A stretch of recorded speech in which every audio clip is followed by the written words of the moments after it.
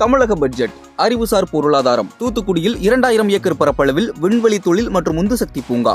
தனுஷ் இயக்கும் ராயன் படத்தில் பிரகாஷ் ராஜ் நடிக்கும் நிலையில் அதற்கான போஸ்டரை சமூக வலைதளத்தில் அவர் பகிர்ந்திருக்கிறார். இந்த திரைப்படத்தில் சுதீப் கிஷன், காளிதாஸ் ஜெயராம், எஸ்.ஜே. சூர்யா, செல்வராகவன் உள்ளிட்டோர் நடிக்கின்றனர். அண்மையில் இந்த படத்தின் போஸ்டர் வெளியான நிலையில் தற்போது பிரகாஷ் ராஜ் நடிப்பதை தனுஷ் உறுதி செய்திருக்கிறார்.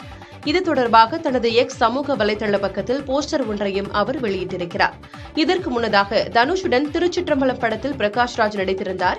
ரசிகர்கள் மத்தியில் பெரும் எதிர்பார்ப்பை ஏற்படுத்தியுள்ள இந்த திரைப்படம் விரைவில் திரைக்கு வரும் என எதிர்பார்க்கப்படுகிறது.